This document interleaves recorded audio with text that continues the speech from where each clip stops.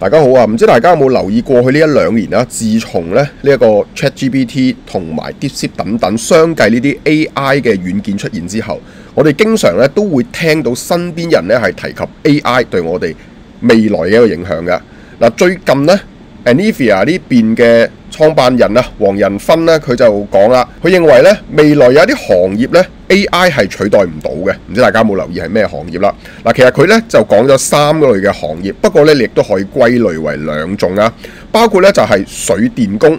同埋木匠啊。嗱，聽到呢度咧，我相信你都會認為其實相關嘅呢一啲工種咧係同裝修係有關嘅，當然你亦都可以話同建築有關啦。不過由於佢冇直接提到建築工人，我自己認為咧，無論係水工又或者係電工，以至到咧係木工都好咧，其實都係同呢個裝修咧個關係係更加密切於呢個建築工人或者係建築行業㗎。所以我哋今集想同大家分享嘅就係，有機會你哋未來啊去搞裝修嘅話，個人工係越來越貴嘅，而且呢一啲嘢咧 AI 取代唔到，相信啊嗰啲所謂嘅機械人亦都取代唔到咧呢一啲專業嘅裝修師傅嘅嗰個工藝啊。我自己嘅讀書求學時期咧就係90年代去到2000年初啦。咁當時咧其實電腦咧係比較盛行嘅。咁後來亦都喺我讀書時期裏邊咧經歷咗呢一個科網股爆破啊。當時嘅一啲老師又或者係教科書裏邊咧都有講噶啦，就話咧一啲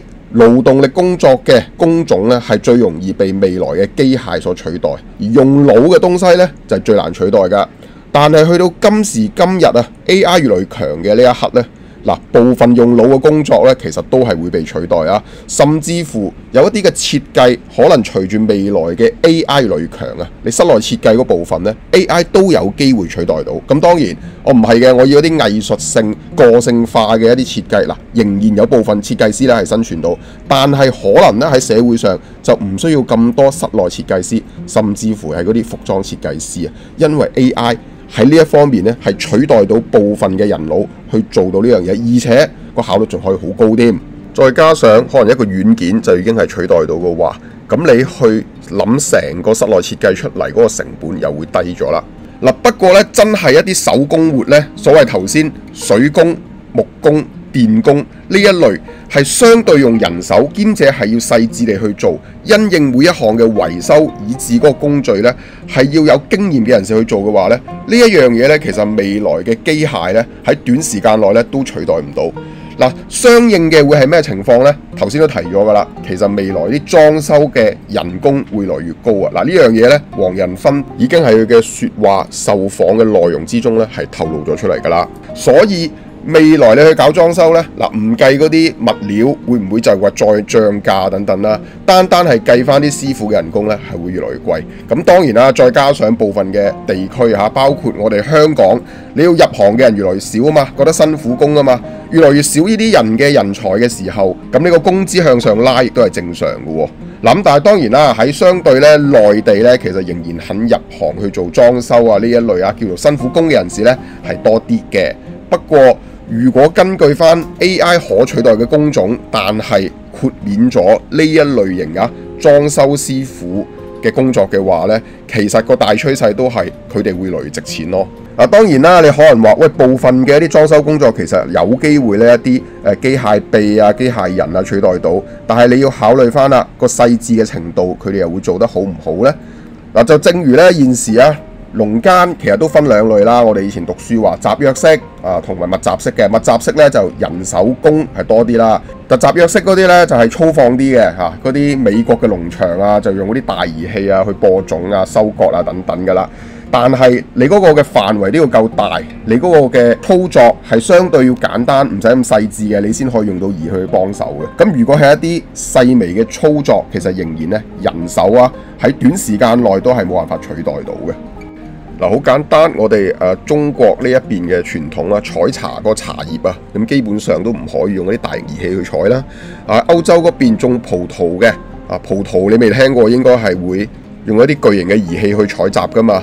如果唔係澳洲嗰邊就唔會成日咁高人工去請人摘葡萄啦。咁所以有啲嘢即使簡單到係去摘葡萄，都仍然係揾人手做嘅，何況係呢一啲水電工咁細微嘅工作啊。好簡單幾個月前我自己呢。洗手間嘅水喉咧需要維修啦，我自己都諗唔到未來會唔會製造到一個機械臂出嚟呢？係可以協助你咁樣去維修你嘅喉管啊，因為每一個單位嘅喉管呢個位置唔一樣，你面對嘅情況唔一樣。嗰個 AI 嗰個嘅機械臂有冇咁強？檢視咗你嗰個嘅可能漏水啊，又或者崩缺嘅情況之後呢，識得揾一個最適合嘅方法去維修呢。我相信呢，唔係話唔可能嘅，但係喺未來嘅10至20年呢，應該都不太可能做到一啲咁樣嘅機械臂或者機械人出嚟呢，係可以取代到一啲水喉工啊等等噶啦。好啦，講咗咁多，咁其實喺我哋嘅一個理解上，黃仁勳嘅呢一番説話係咪表示我哋啲裝修越早做越好啦，未來越來越貴呢？咁其實當然唔係嘅。不過呢，我哋要知道個趨勢就係真係裝修師傅啊，呢啲裝修技工啊，係未來人工越來越貴咯。咁你個裝修成本係會越來越貴啦，呢個亦都冇辦法。咁當然喺人工相對低成本嘅地方，好似喺內地等等呢，就仍然還算可以嘅。但係香港呢，其實你都見到呢10幾20年嚟講呢，嗰啲嘅師傅啊，所謂嘅一工啊，或者去做1個鐘頭2個鐘頭收幾多錢呢？大家應該都知道㗎啦。特別係維修啦，佢會睇埋你屋苑係住喺邊度去開價嘅。咁我相信呢，懂的都懂啦。你住嗰度越靚，佢開嘅價係越高㗎啦。有陣時就係咁嘅。